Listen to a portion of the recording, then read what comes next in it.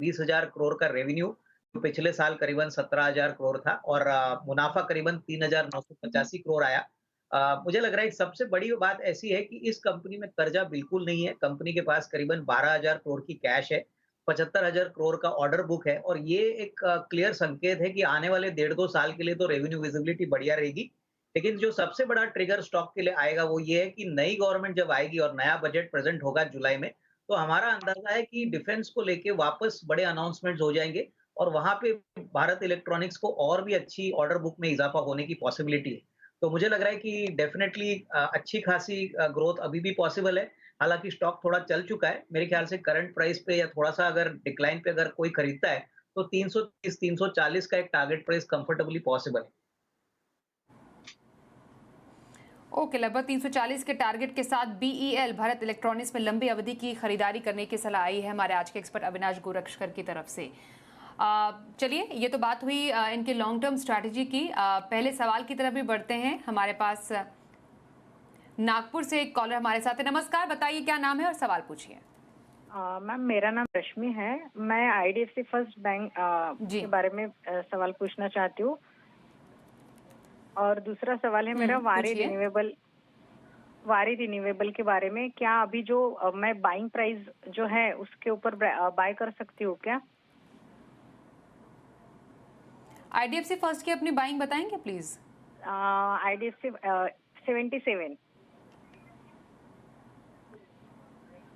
77 और कब तक रखना चाह रहे हैं? 3 महीने या 1 महीने तक। 3 महीने या 1 महीने तक। सर, आईडीएफसी फर्स्ट बैंक पर जरा पहले राय देंगे। क्या रहेगी आपकी राय इस स्टॉक पर 3 महीने तक की? देखिए, मेरे ख्याल से नंबर्स जो अभी इस क्वार्टर के चौथे तिमाही के आए थे वो थोड़े से कमजोर थे। थोड़ी सी प्रोविजनिंग ज्यादा थी, इसीलिए प्रॉफिट आफ्टर टैक्स इतना आईडीएफसी फर्स्ट बैंक का बढ़ा नहीं। मेरे ख्याल से अगर इनका नजरिया कम से कम 6-8 महीना है तो इनको एक अच्छा रिस्क रिवॉर्ड मिल सकता है। मेरे ख्याल से 77 यानी करंट प्राइस भी 77 ही चल रहा है, तो ये इनका कॉस्ट टू कॉस्ट ही शेयर चल रहा है। मेरे ख्याल से नजरिया कम से कम 6 to 8 मंथ्स का रखिए। आपको 120 125 ये लेवल पॉसिबली मिल सकते हैं क्योंकि बैंक अच्छा कर रहा है, plus obviously infrastructure financing, corporate capex बढ़ रहा है और सबसे बड़ी बात एमएसएमई एसएमई सेक्टर में आईडीएफसी फर्स्ट बहुत बेहतरीन काम कर रहा है। कासा रेशियो भी इनका 50% है, तो थोड़ा सा टाइम फ्रेम लंबा रखिए और यहाँ पे निवेशित रहिए। ओके सर, वारे रिन्यूएबल टेक्नोलॉजी पर सवाल पूछ रही थी, कोई राय आपकी इस स्टॉक पर? ये मुझे लगता है कि ये ग्रीन एनर्जी का एक बहुत बड़ा प्लेयर है जो सोलर पैनल्स बनाते हैं। अभी इनकी जो पेरेंट कंपनी है वो बेसिकली सोलर सेल्स भी बनाएगी। तो मुझे लगता है कि देखिए ये शेयर बहुत तेजी से निचले लेवल से भाग चुका है। तो अभी फिलहाल इस लेवल पे वैल्यूएशन कंफर्ट नहीं है। मेरे ख्याल से अगर इनका नजरिया इवन शॉर्ट टर्म है तो थोड़ा सा रुकिए। मेरे ख्याल से आपको अच्छी खासी एंट्री मिलेगी थोड़े से और करेक्शन के बाद, तो शायद आपको एक रिस्क रिवॉर्ड अच्छा बैठ सकता है। बट डेफिनेटली वैल्यूएशंस अभी थोड़े से महंगे हो चुके हैं। हालांकि लॉन्ग टर्म प्रोस्पेक्ट्स कंपनी की काफी बढ़िया है। ओके, बिल्कुल सर। अगले कॉलर्स हैं मोहित जी हमारे साथ, उनसे भी सवाल जान लेते हैं। नमस्कार सर, बताइए क्या जानना चाहेंगे आप? हेलो जी, पूछिए सवाल। हाँ जी, मैं दी एंटरटेनमेंट के बारे में पूछ रहा था। वो जब से उसका मर्जर एक्चुअली फेल हुआ है, राइट, तो उसी टाइम से मेरे पास में होल्डिंग है और मुझे पता करना है कि मतलब वो मैंने 256 के भाव में 305 शेयर्स खरीदे थे, तो अब ये इसका क्या किया जाए? सर, क्या रहेगी आपकी राय जील पर? नहीं, मेरे ख्याल से देखिए 150 रुपए में most of the negatives price में फैक्टर्ड इन हो चुके हैं और ये बात क्लियर है कि देखिए जो सोनी के साथ इनका मर्जर था वो अभी कैंसिल हो चुका है और इसी कारण से स्टॉक थोड़ा अंडर परफॉर्म कर रहा है।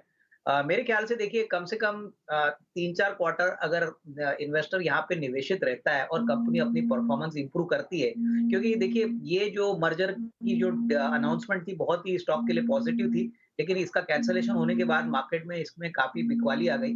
तो मुझे लग रहा है कि परफॉर्मेंस अभी फंडामेंटल्स पे ही सभी लोग देखेंगे, तो शॉर्ट टर्म में नहीं, बट कम से कम साल 1.5 साल का अगर ये इन्वेस्टर नजरिया रखते हैं तो मेरे ख्याल से निवेशित रहिए। अगर हो सके तो थोड़ा सा एवरेज भी करिए क्योंकि उनकी ऊपरी लेवल की बाइंग है, तो मेरे ख्याल से 140-150 के रेंज में अगर मिलता है थोड़ा सा एक्यूमुलेट करिए, बट टाइम फ्रेम कम से कम 1.5 साल का रखना जरूरी है to get a positive risk reward.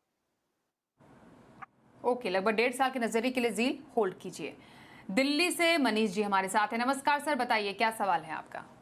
नमस्कार मैम, मेरे पास कंटेनर कॉर्पोरेशन ऑफ इंडिया है 1050 के प्राइस पर और डेल्टा कॉप है 265 पर। तो मैं लॉन्ग टर्म के लिए इनको होल्ड कर सकता हूँ? मुझे थोड़ा आइडिया चाहिए क्या करना चाहिए इनका। ओके सर, लॉन्ग टर्म के लिए दोनों स्टॉक्स पर राय लेना चाहेंगे सर, क्या आप बताएंगे ने? देखिए, कंटेनर कॉर्पोरेशन की अगर मैं बात करूं तो डेफिनेटली लॉन्ग टर्म प्रोस्पेक्ट्स काफी अच्छे लग रहे हैं क्योंकि ये रेलवे से कनेक्टेड स्टॉक है। गवर्नमेंट ने काफी समय पहले ये भी कहा था कि कॉनकोर को वो पूरी तरह से स्ट्रेटेजिक इन्वेस्टर को बेचना चाहते हैं, लेकिन वो डील हुई नहीं। बट आने वाले साल में होपफुली अभी नया बजट आएगा तो अनाउंसमेंट्स हो सकते हैं कि गवर्नमेंट इस बारे में अनाउंस करे।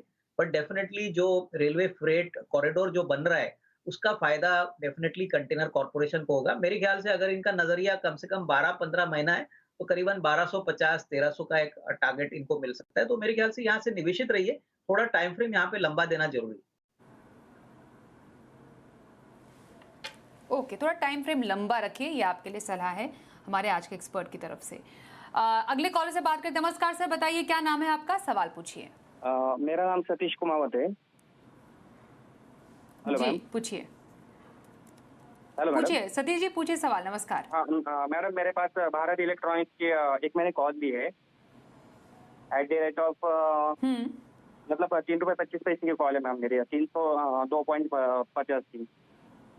तो इसमें मुझे राय चाहिए थी कि अभी इसमें मई की ही है, इसमें बने रहना चाहिए या फिर निकलना चाहिए इसमें?